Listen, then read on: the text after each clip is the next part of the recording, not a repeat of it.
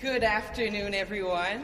I am so proud today, as the General Manager of the Fairmont Chateau Laurier, to hear about the return and the recovery of our Roaring Lion portrait of the Yusuf Karsh. We've been waiting for this day for over 2 years now, and I'm beyond excited on behalf of our ownership group, Larco, Fairmont Hotels, Fairmont Chateau Laurier team, to know that it's finally coming back here. As you may know, we're very tied with this portrait. It's not only a Canadian heritage, Canadian art, very important art, it's also important for the Chateau Laurier because it's been donated by Yusuf Karsh himself while he was actually living in this hotel for 18 years with his wife. He also had his studio here on the 6th floor. So Yusuf Karsh is part of Chateau Laurier, his portrait belongs here, and it was just pure excitement to know that Ottawa Police found it. I cannot thank enough Ottawa Police Services and all of the authorities internationally that contributed to the recovery of the portrait. And without further ado, let me introduce you to Detective Geller from Ottawa Police Services. Thank you. Thank you. Good afternoon. I'm Detective Akiva Geller with the Ottawa Police Services Central District Investigative Section. I'm pleased today to advise the public and the media that we are in the process of recovering the Roaring Lion from Italy. As you know, this was a very extensive investigation that's taken over 2 years to conduct. It was a very extensive investigation, and it wouldn't have been possible without the assistance of the public, the Fairmont Chateau Laurier, the media, specifically Paul Hunter and his coverage of it, as well as a lot of international partners. You know that the Carabinieri is involved in the repatriation. We've also received assistance from the London Metropolitan Police, which I would like to highlight as part of our investigation, and a lot of different organizations and government departments within Canada. I believe my colleague has a list of those that you can get afterwards. In our investigation, we utilized forensic analysis as well as open source information and tips from the public to really direct where to go and what happened to it. A lot of the investigation is still very sensitive because the matter is before the courts. As you know, we've charged a 43-year-old man from Powassan, Ontario, for a number of offenses. There is a publication ban on his name because this matter is before the courts. We have to be very careful about what we can release for that reason. I am open to taking questions afterwards, but as I said, they are going to be very limited as to what I can answer. Is there any more details you can give us about how exactly you found it? A lot of the details about how we found it and further details will be released during the ceremony in Rome. And later down the road, once we have the portrait back in Canada, we will be able to speak more about that. The highlight, I think, of today is that the portrait is coming home back to its rightful place here at the Fairmont Chateau Laurier. As Madame Dumas was saying, honoring Mr. Karsh's last wishes about having this portrait hung for the public to view within the Fairmont's reading room, that's a lot of what we were trying to accomplish by this. Not just charging a person, identifying who stole it, but also recovering it and putting it in its rightful place. We work very closely also with the estate and trying to honor the wishes of Mrs. Karsh, who's still alive. We want to really make sure that we honor those wishes. Can you tell us exactly how the portrait was taken from the chateau in the first place? That is part of the investigation. I'm sorry I can't get into that. Can you explain the details or the nature of the publication ban? I don't have the extensive details beyond that. The name is blocked by the publication ban. Why is it blocked by a publication ban? If you could just identify yourself, just put your hand up and I'll flag it. Okay. Sorry, there. One more question. Nicole from CBC. Can you talk to us about the condition of the portrait and how you know it's the real thing in Italy? I can get into part of that. The forensic analysis and our investigation from here at the scene, as well as along the investigation, confirms for us that that is the portrait. The details I cannot get into because it would be it would explain too many of the investigative steps that we took, and those may come out later, but I'm just not at liberty to be able to say that right now. But is it damaged? I just want to know the condition. I can't speak to that right now. Sorry. Go ahead. Why is the name of why the publication ban? Publication bans are sought in court sometimes by the Crown, sometimes by the defense for a number of different reasons. The specifics as to why it was sought, I'm not privy to. From CTV, could you just expand on the process for working with international authorities on this investigation? We work very closely at different steps with the London Metropolitan Police and with the Carabinieri. The London Metropolitan Police were effectively our right hand in getting a lot of the information that was required about that we required to identify the subject and to I guess identify the ways in which it was trafficked overseas. And what about the process for returning peers? Were there any challenges and complexities on that front? We're very complex. We are working, like I said, very carefully with the Carabinieri, who are the federal police in Italy, and they have been exemplary in their assistance to this. And part of the process while we're in Rome is to, I guess, express our gratitude for their help. Yeah, I'm wondering if you could break down the timeline, because I know you made an arrest back in April, but we're not finding out until today. I just want you to explain that for us. It is a very complex investigation, but also there's a lot of diplomacy that's required when we're dealing internationally, especially. We want to make sure that we're working with all the right organizations as well as persons overseas, and that we're going through the right processes before being able to announce the repatriation. And I'm open to both of you answering this question if you like, but I think a lot of people are a little shocked that this could have been up for auction. It was a very well-known stolen portrait, and it was up for auction at one of the most renowned auction sites in the world.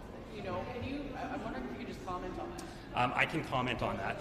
The investigation revealed that the sale of the portrait occurred before the date of the discovery. So when it was sold, the fraudulent portrait was still here.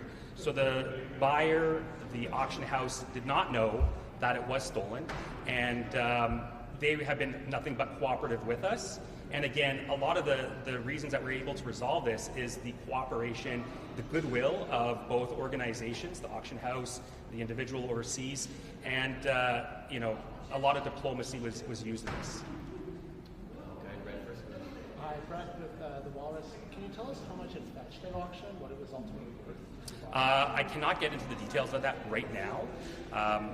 The value of the portrait itself, I would say it's priceless. The exact dollar amount, I don't think it really matters as much. The value in it is the sentiment it holds for the hotel, the staff, the people of Ottawa, and people who were affected by it. Do we know how it got to the auction house? Did the thief take it there on a plane? How did it get there? The details of that I can't get into at this moment. It may come out later when we're in Rome, but right now we're still working on what we can and cannot release to be respectful of the case that's before the courts.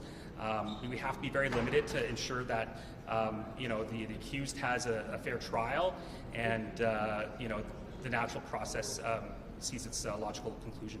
And the timeline for Rome, is this? Do you know that? By the end of the month, we'll be in Rome and we'll be working on recovering it. And I wanted to ask, I think one of the questions everybody's wondering is, how did they manage to pull this off? How did the accused manage to pull this off? Well, I can tell you that when it got stolen was at the peak of COVID. Everything was closed, and we narrowed the gap to 12 days. So the way that happened, there was nobody in the hotel, and we discovered it only 8 months later. So there was a lot of time, I guess, to do something like that. But the rest is... And sorry, as a follow-up, were they acting alone, or are there any links to professional crime? Was it just one individual? Was he a professional thief? I can't get into the details of the investigation or who the accused is or his background at this point. We will revisit what we can release at a later time. Charles, are you expecting any further I can't get into that at this time, I'm sorry. What can you tell us about the guy who bought the portrait? Like, how did he learn when you guys arrive, or I don't know how that worked, but when you arrive at his house and say, this is stolen, what can you tell us about that? Do you mean the person who bought it, the purchaser? I can't get into the details of that part of the investigation at this time. It's still a very sensitive, ongoing endeavor, right? He is as much a victim in this, and so is the auction house, as the Fairmont Chateau Laurier, right? At the time of his purchase, he didn't know that it was stolen. And he has been kind enough to help us in recovering it with the cooperation of the Carbonnier. And when is the case back in court? I don't have those details with me. Genevieve, can you talk to us about the security measures going to be once this portrait's back on the walls, right? And is there a concern about the other art you have probably hanging here? I can guarantee you that once the portrait is back, it's going to be very secured, armed, and it's not going to move from the wall. That's for sure. We've learned our lesson. We're not specialists in art, but we're becoming so. And I know you took down, I believe you took down some of the other art you had hanging on the walls here, and you've since put them back up, but just have you authenticated all of those? Once we learned that the portrait was stolen, we did remove all of the Karsh portrait. We got in touch with specialists to put them back securely and armed and secured on the alarm system. So that's going to be the case when we put the portrait back, for sure. Pouvez-vous nous dire plus en français, c'est quoi les leçons que vous avez tirées de cet événement-là? C'est sûr qu'on est un hôtel qui est ouvert au public. Tout le monde est les bienvenus. On apprécie que les gens puissent se promener dans l'hôtel librement et admirer les œuvres. Ce qu'on ne voulait pas avec tout ça, c'est de le rendre inaccessible. Donc, c'est pour ça qu'on a pris les mesures de sécuriser nos biens pour que ce soit encore accessible à tout le monde, pour qu'il soit vu. Est-ce que vous voulez vous avancer sur quel type de dispositifs de sécurité sont ajoutés? J'aimerais mieux pas le dire, je vais garder ça. Je peux vous garantir que ça va être très sécur. Puis est-ce qu'on sait quand l'œuvre va revenir ici? Par le temps que ça soit ramené au Canada, ça va prendre quelques semaines, mais dès que l'œuvre va être revenue sur les murs, on va inviter le public à son grand retour et on va être très heureux de le faire. Est-ce qu'on peut penser à la mi-octobre, par exemple? Mi-octobre, fin octobre, quelque chose comme ça. I just want you to take me back to I don't know if it was a phone call when like you found out it had been found. I just want you to like paint me a picture of that moment. It's our employee of maintenance who, when we learned that it was recovered, Yes. oh my gosh. Detective Jeller we've been talking a lot, but that was unreal. I could not believe it. I still have chills when I think about that. I always had hoped that we would recover the portrait, but to actually find out that it's been recovered, we're beyond excited. Quand Détective Jeller nous a informé que le portrait avait été retrouvé, j'ai encore la chair de poule à y penser, parce que j'ai toujours, depuis jour 1, pensé que le portrait allait être retrouvé, mais il y avait toujours des grandes chances qu'il ne soit pas. Et c'était tellement un bonheur d'apprendre que, effectivement, le portrait allait revenir dans les murs du Fairmont Chateau Laurier. Hi, Lynn Saxberg, Ottawa citizen. Detective, I'm curious if the Ottawa police have been involved in a similar investigation that's so complex and has so many international partners. I can speak for myself. This is the most complex investigation that I've been a part of because of the international aspects. I can't speak for the rest of Ottawa Police, and you know it's a very large organization. We conduct numerous types of investigations, but this for me has been the most complex. Talk about some of the challenges as a municipal police force to investigate this. I would say that the nature of this type of investigation, the uniqueness of this specific one, I think if anything, didn't create necessarily a lot of obstacles, but also a lot of opportunities. We were offered assistance by government organizations and private citizens and police services internationally and from around Canada. And I think I want to highlight that. Like, the government of Canada has been very helpful in this. My colleague here has a list of people you can highlight, but I will speak to Library and Archives Canada, helped us very much at the beginning. Framed Ottawa, the Fairmont Chateau Laurier. I could go on forever. I probably owe a lot of meals to a lot of nice people around Ottawa for doing us a lot of favors about this investigation. But the cooperation that we did receive, we're very thankful for. And like I said, it was a very complex investigation, but because of the nature of the item, we received so much support. And what can you tell us about how the investigation unfolded? I appreciate that you said you can't share a lot of the details, but what can you tell us to give us an idea of how you figured out what happened and how you got to the arrest? So unfortunately, a lot of those details I probably won't be able to disclose at this time. They'll probably come out later when we're in Rome for the ceremony and afterwards. A lot of the details we're still trying to vet to ensure that we're protecting the investigation and to protect the case before the courts. Are you able to even just share like the tip that you got that led to this very final part? So the tip, we received numerous tips.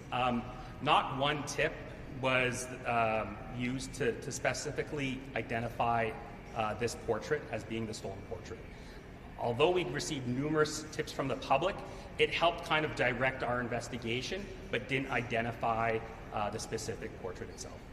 Okay, one more question, and I think we're gonna wrap up. Sounds good. No clincher? No. Pardon me? I was gonna say like there was no tip that was like that. Like I guess I want to know the last tip you got that led to the arrest. I couldn't even think of a specific tip that really led to it. The investigation was very complex, but once we were able to identify the appropriate portrait, that is the point at which things started getting on track. And then we went methodically through the process on getting the information about the portrait, the seller, the purchaser, and then working on identifying it as being ours, the one from the Fairmont Chateau Laurier, and now recovering it.